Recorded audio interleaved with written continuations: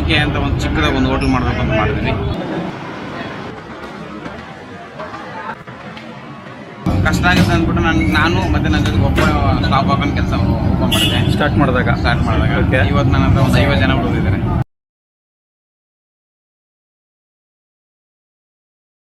Hello guys, welcome back to the channel. ಮತ್ತೊಂದು ಹೊಸ video ಜೊತೆಗೆ ನಿಮಗೆ ಸ್ವಾಗತ. ಇವತ್ತು ನಾನು ಬಂದಿರುವಂತದ್ದು ಬೆಂಗಳೂರಿನ JP ನಗರ್ ಬ್ರಿಗೇಡ್ ಮೇಲೆನೆ ಮಾತ್ರ. ನಾವು ಪ್ರತಿ ಸಲ ನಿಮಗೆ ವಿಡಿಯೋ ಪ್ರೆಸೆಂಟ್ ಮಾಡುವಾಗ ಏನಾದ್ರೂ ಹೊಸದನ್ನ ನಿಮಗೆ ಪರಿಚಯ ಮಾಡಬೇಕು ಅಂತ ಹುಡುಕ್ತಿದ್ದಾಗ ನಮಗೆ ಸಿಕ್ಕಿದ್ದು ಮೈಸೂರು ತಟ್ಟೆ ಇಡ್ಲಿ ಪಾಯಿಂಟ್. ಅಂತದೇನಪ್ಪ ಸ್ಪೆಷಲ್ ಅಂತೀರಾ? ಹೆಸರು ಸಿಂಪಲ್ ಆಗಿದೆ, ಆದ್ರೆ ಅಲ್ಲಿ ಮಾಡೋ ಪ್ರತಿಯೊಂದು ಡಿಶ್ ಕೂಡ ಭರ್ಜರಿ ಆಗಿದೆ. ನಾಗರಾಜ್ ಅವರು ಶುರು ಮಾಡಿರೋ ಈ ಹೋಟೆಲ್ ಬೆಂಗಳೂರಲ್ಲಿ ಇವ್ರದೇ ಆದ 3 ಬ್ರಾಂಚಸ್ ಇದೆ. ಅದಕ್ಕೊಂದು ಸೆಂಟ್ರಲೈಸ್ಡ್ ಕಿಚನ್ ಕೂಡ ಇದೆ. ಜೊತೆಗೆ ಇವರಿಗೆ ಸುಮಾರು 20 ವರ್ಷ ಎಕ್ಸ್ಪೀರಿಯನ್ಸ್ ಇದೆ. ಹೋಟೆಲ್ ಶುರು ಮಾಡುವಾಗ ಒಬ್ಬ ಹೆಲ್ಪರ್ ಇಟ್ಕೊಂಡು ಸ್ಟಾರ್ಟ್ ಮಾಡಿದವರು ಇವತ್ತಿಗೆ ಸುಮಾರು 50 ಜನ ಇದ್ದಾರೆ. ಇವರಲ್ಲಿ ತಟ್ಟೆ ಇಡ್ಲಿ, ಗೀ ಇಡ್ಲಿ, ಪುಡಿ ಇಡ್ಲಿ ಜೊತೆಗೆ ಉದ್ದಿನ ವಡ ಕೂಡ ಫುಲ್ ಫೇಮಸ್. ರೈಸ್ ಬಾತ್, ಚಿತ್ರಾನ್ನ ಮತ್ತೆ ಖಾರ ಬಾತ್ ಕೂಡ ಇಲ್ಲಿ ಸಿಗುತ್ತೆ. ಮತ್ತೇನ್ ಇಲ್ಲಿ ಸ್ಪೆಷಲ್ ಅಂತೀರಾ? ಮೇಲ್ಕೋಟೆ ಪುಳಿಯೋಗರೆ, ಸ್ವೀಟ್ ಪೊಂಗಲ್. ಇದ್ರ ಬಗ್ಗೆನೂ ಒಂದು ಹಿಡನ್ ಸ್ಟೋರಿ ಲೈನ್ ಇದೆ, ಹೇಳ್ತೀನಿ ಕೇಳಿ. ಸೌತ್ ಬೆಂಗಳೂರಲ್ಲಿ ಎಲ್ಲೆಲ್ಲಿ ನಿಮಗೆ ಮೇಲ್ಕೋಟೆ ಪುಳಿಯೋಗರೆ, ಸ್ವೀಟ್ ಪೊಂಗಲ್ ಸಿಗ್ತಾ ಇದೆಯೋ ಅಲ್ಲಿಗೆಲ್ಲ ಸಪ್ಲೈ ಮಾಡೋದು ಇವರೇ. ಇದನ್ನ ಮೇಲ್ಕೋಟೆ ಪುಳಿಯೋಗರೆ, ಸ್ವೀಟ್ ಪೊಂಗಲ್ ಫ್ಯಾಕ್ಟರಿ ಅಂತಾನೂ ಹೇಳಬಹುದು. ನಮ್ಮ ಕ್ಯಾಮೆರಾ ಕಣ್ಣಲ್ಲಿ ಇವರ ಸೆಂಟ್ರಲೈಸ್ಡ್ ಕಿಚನ್ ನ ಸೆರೆ ಹಿಡಿದು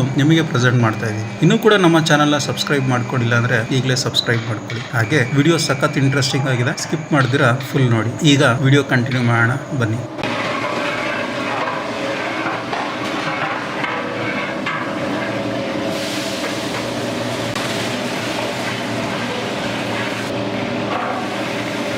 ಇವರ ಈ ಸೆಂಟ್ರಲೈಸ್ ಕಿಚನ್ ಸ್ಟಾರ್ಟ್ ಆಗೋದು ಬೆಳಿಗ್ಗೆ 4 ಗಂಟೆಗೆ. ನಾವಲ್ಲಿ ವಿಸಿಟ್ ಮಾಡಿದಾಗ ಬೆಳಿಗ್ಗೆ 5:30. ಹೋಗೋ ಅಷ್ಟರಲ್ಲಿ ಪಲಾವ್ ಜೊತೆಗೆ ಖಾರ ಬಾತ್ ಕೂಡ ರೆಡಿ ಮಾಡ್ತಾ ಇದ್ರು. ಅದರ ಒಂದು ಪ್ರಿಪರೇಷನ್ ನೀವೀಗ ನೋಡ್ತಾ ಇದ್ದೀರಾ. ನಾವಿಲ್ಲಿಗೆ ಬರೋ ಅಷ್ಟರಲ್ಲಿ ಮೇಲ್ಕೋಟೆ ಪುಳಿಯೋಗರೆ ಮತ್ತೆ ಸ್ವೀಟ್ ಪೊಂಗಲ್ ನ ಆಲ್ರೆಡಿ ಪ್ರಿಪೇರ್ ಮಾಡ್ಬಿಟ್ಟಿದ್ರು. ಸೊ ಹಾಗಾಗಿ ಅದರ ಪ್ರಿಪರೇಷನ್ ನಿಮಗೆ ತೋರಿಸ್ಲಿಕ್ಕೆ ಆಗ್ಲಿಲ್ಲ.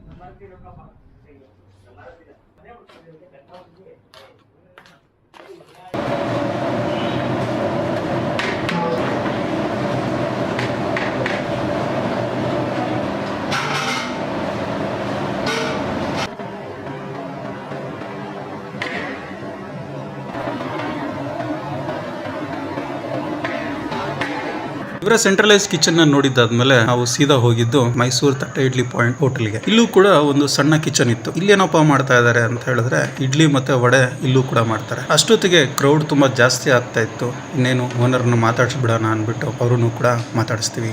ಸರ್ ನಮಸ್ಕಾರ ಸರ್. ಸರ್ ನಮಸ್ತೆ ಸರ್, ನಾಗರಾಜ್ ಅಂತ. ಸೊ ಯಾವಾಗ ಶುರು ಮಾಡಿದ್ದು ಮೈಸೂರು ತಟ್ಟೆ idli point sir?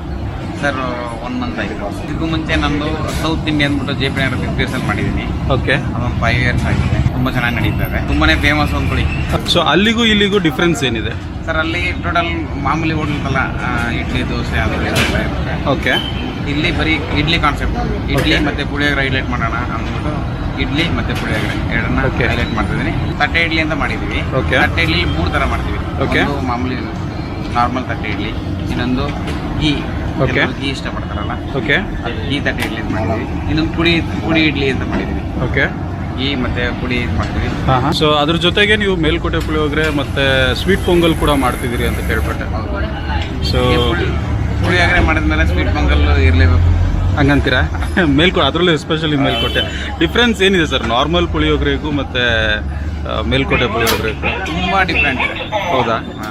Normal puliyogare ನೀವು ಒಂದಿನ ತಿನ್ಬೇಕು ಅಷ್ಟೇ, ಮತ್ತೆ ಇನ್ನೊಂದಿನ ತಿನ್ಬೇಕು ಅನ್ಸಲ್ಲ, ಬೋರ್ ಆಗುತ್ತೆ. ಬಟ್ ಇದು ನೀವು ದಿನದಲ್ಲಿ 3 ಟೈಮ್ ಬೇಕಾದ್ರೆ ತಿನ್ಬೋದು, ತಿನ್ಬೋದು, ಅಷ್ಟು ಚೆನ್ನಾಗಿರುತ್ತೆ.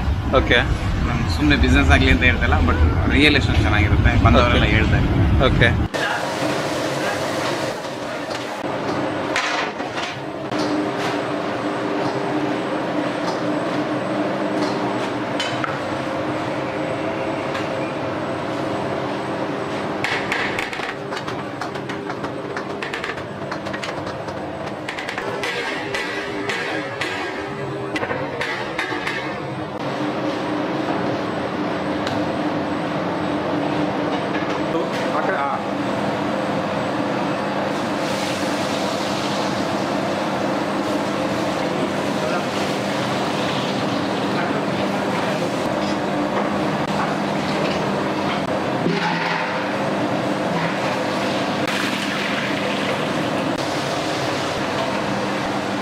ನಿಮ್ಮ ಹೋಟೆಲ್ ಟೈಮಿಂಗ್ಸ್ ಏನಿದೆ? ಬೆಳಿಗ್ಗೆ 7 ಗಂಟೆಯಿಂದ ರಾತ್ರಿ 10 ಗಂಟೆ ಇರುತ್ತೆ. ಬೆಳಿಗ್ಗೆ ತಿಂಡಿ ನಾರ್ಮಲಿ ಉತ್ಸವಗೆ ಇಡ್ಲಿ, ಖಾರ ಬಗ್ಗೆ ಅವೆಲ್ಲ ಇರುತ್ತೆ. ಮಧ್ಯಾಹ್ನಕ್ಕೆ ಅನ್ನ ಸಾಂಬಾರು, ಚಪಾತಿ, ಅದ್ರ ಜೊತೆಗೆ ನಮ್ಮದು ಪುಳಿಯೋಗರೆ, ತಟ್ಟೆ ಇಡ್ಲಿನೂ ಕೂಡ ಸಿಗುತ್ತೆ. ಮಧ್ಯಾಹ್ನ ಇರುತ್ತೆ. ಸಾಯಂಕಾಲ ಟೈಮು? ಸಾಯಂಕಾಲ ತಟ್ಟೆ ಇಡ್ಲಿ, ರೈಸ್ ಬರುತ್ತೆ, ಪುಳಿಯೋಗರೆ, ಖಾರ ಬಾತ್, ಕೇಸರಿ, ಸೇಮ್ ಬೆಳಿಗ್ಗೆ ಏನು ಮೆನು ಇರುತ್ತೆ ರಾತ್ರಿ ಅದೇ ಮೆನು ಇರುತ್ತೆ. ಸೊ ನಿಮ್ಮ kitchen back to back work ಮಾಡ್ತಾನೆ ಇರುತ್ತೆ? ಬೆಳಿಗ್ಗೆ 7 ಗಂಟೆ, ಬೆಳಿಗ್ಗೆ ಹುಡುಗರು 5 ಗಂಟೆ ಬರ್ತಾರೆ. ಬೆಳಿಗ್ಗೆ 5 ಗಂಟೆಗೆ ಬಂದರೆ ರಾತ್ರಿ 9 ಗಂಟೆ ಕೆಲಸ ಇದೆ. ಸೊ ರಜಾ ಯಾವಾಗಾದರೂ ಮಾಡ್ತೀರಾ? ಇಲ್ಲ ಸರ್, ರಜೆ ಮಾಡಲ್ಲ. ರಜಾ ಯಾವತ್ತೂ ಇಲ್ಲ. ನಮಗೆ ದಸರಾ ಬಂದಾಗ ಪೂಜೆ ಮಾಡೋಕ್ಕೆ ಅಂತ 1 ದಿನ ಅಥವಾ 2 ದಿನ ರಜೆ ಮಾಡ್ತೀವಿ. ಓಕೆ. ಯಾವತ್ತು ರಜಾ ಇಲ್ಲ. ಓಕೆ. ಸೊ ನಾನು ನೋಡಿದೆ ಬೋರ್ಡ್ ಕೂಡ ಇದೆ, ವೀಕೆಂಡ್ ಸ್ಪೆಷಲ್ ಮಶ್ರೂಮ್ ಬಿರಿಯಾನಿ ಅಂತ. ಹೌದು ಸರ್. ಸೊ ಅದನ್ನು ಮಾಡ್ತಾ ಇದ್ದೀರಾ? ಅದು ದಿನ ಒಂದೇ ಥರ ಮಾಡ್ತಿರಲ್ಲ, ಚೇಂಜಸ್ ಅಂತ ಕೇಳ್ತಾರಲ್ಲ, ಅದಕ್ಕೆ ವೀಕೆಂಡಲ್ಲಿ ಒಂದು ಸ್ಪೆಷಲ್ ಆಗಿರಲಿ ಅಂತ ತುಂಬ. ಓಕೆ.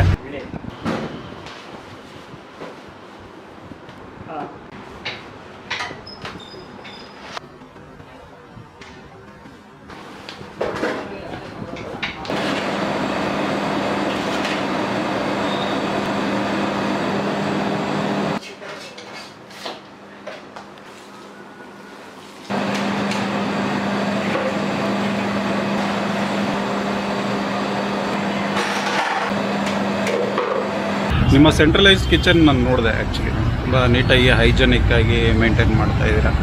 ಮೊದಲಿಂದನೂ ಅದೇ ಐಡಿಯಾ ಇತ್ತು ನಿಮಗೆ ಈ ಥರನೇ ಮಾಡಬೇಕು ನಮಗೆ ಅಂತ? ಸರ್ ಇಲ್ಲ, ಅದು ಏನಂದರೆ ಒಂದು ಜೂನಕ್ಕೆ ಅಂತ ಒಂದು ಚಿಕ್ಕದಾಗಿ ಒಂದು ಹೋಟೆಲ್ ಮಾಡಬೇಕು ಅಂತ ಮಾಡಿದ್ವಿ. ಅದು ತಿಂಡಿ ಚೆನ್ನಾಗಿ ಮಾಡ್ತಾ ಇರೋದ್ರಿಂದ ಅದು ಇಲ್ಲಿ ಮಟ್ಟ ಕರ್ಕೊಂಡ್ಬಂದಿದೆ.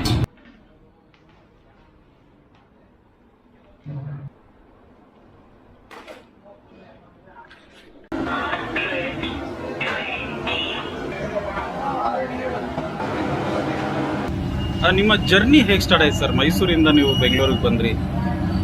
ಸರ್ ನಾನೊಂದು 20 years ಬ್ಯಾಕ್ ಬಂದೆ. ಓಕೆ. ಜೀವನ ತುಂಬ ಕಷ್ಟ ಇದೆ. ಹಾಂ ಒಂದು ಕೆಲಸ ಮಾಡೋಣ, ಒಂದು ಜೀವನ ಕಟ್ಕೊಳ್ಳೋಣ ಅಂತ ಬಂದೆ. ಹಾಂ ನನಗೆ ಅಲ್ಲಿ ನೆರವಾಗಿದ್ದು ಥರ್ಡ್ ಬ್ಯಾಕ್ ಕಲಮಮ್ಮ ಅಂತ ಒಂದು ಹೋಟ್ಲಿತ್ತು 20 years ಬ್ಯಾಕ್.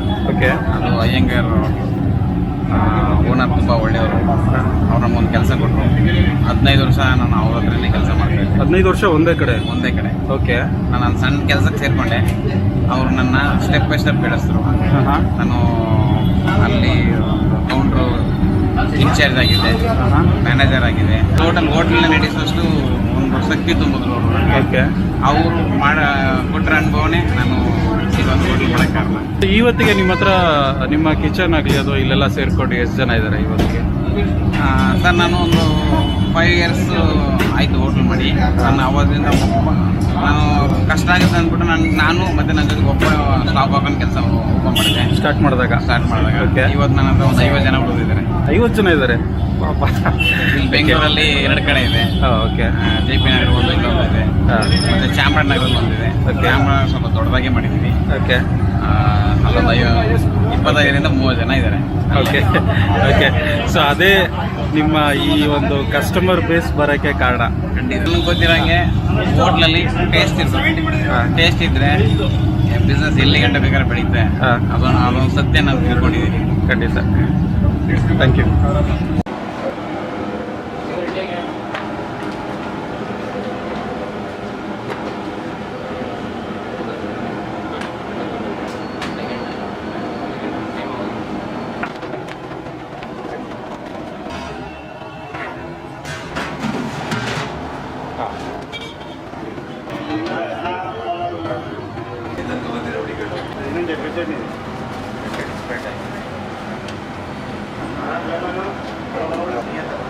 ಓಪನ್ ಆದಾಗ ಬರ್ತಾ ಇದ್ವಿ. ಓಕೆ.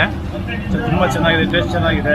ನಾನು ಕಸ್ಟಮರ್, ನಮ್ಮ ಸಲೂನ್ ಇದೆ, ಒಂದು ಕಸ್ಟಮರ್ಗೆಲ್ಲ ಇಂಟ್ರೊಡ್ಯೂಸ್ ಮಾಡ್ತಾ ಇದ್ದೆ. ನಾನು ಕಾಂಟ್ಯಾಕ್ಟ್ ತಗೊಂಡು ಕೊಡ್ತಾ ಇದ್ದೆ. ಕಸ್ಟಮರ್ ಎಲ್ಲ ಬಂದವರೆಲ್ಲ ತುಂಬಾ ಚೆನ್ನಾಗಿದೆ, ಏರಾಗಿದೆ, ಹೋಟ್ಲ್ ಬೇಕಾಗಿತ್ತು. ರುಚಿ ತುಂಬಾ ಚೆನ್ನಾಗಿದೆ. ಅದು ರುಚಿ ಇದೆ, ಅವ್ರ ಶ್ರಮ ಇದೆ ಅನ್ನೋದು ಗೊತ್ತಾಗ್ತಾ ಇದೆ. ಮೋಸ್ಟ್ ನನಗೆ ಇಡ್ಲಿ ತುಂಬಾ ಇಷ್ಟ ಆಗುತ್ತೆ. ಮಾರ್ನಿಂಗ್ 7 o'clock ಬಂದ್ರೆ, ಈಗ 10 o'clock ಬಂದ್ರೆ ಪಲಾವು, ಮಶ್ರೂಮ್ ಪಲಾವು ಮತ್ತೆ ಲೆಮನ್ ರೈಸು ತುಂಬಾ ಚೆನ್ನಾಗಿದೆ. ಅದರಲ್ಲಿ ಏನಪ್ಪ ಬಾಳೆ ಎಲೆ ಹಾಕಿ ಕೊಡುವಂಥದ್ದು ಇದೆಯಲ್ಲ ತುಂಬ ಚೆನ್ನಾಗಿದೆ. ಬಟ್ ನಾನು ಹೇಳೋದಕ್ಕಿಂತ ಒಂದು ರುಚಿ ನೋಡಿ ಅವ್ರ ಸಜೆಷನ್ ಏನಿದೆ ಅವ್ರು ಹೇಳ್ಬೋದು. ಓಕೆ. ನಾನು ಅಂತ ಹೇಳ್ತೀನಿ 100% ರುಚಿ ಶುಚಿ ಎಲ್ಲ ಇದೆ, ತುಂಬ ಚೆನ್ನಾಗಿದೆ.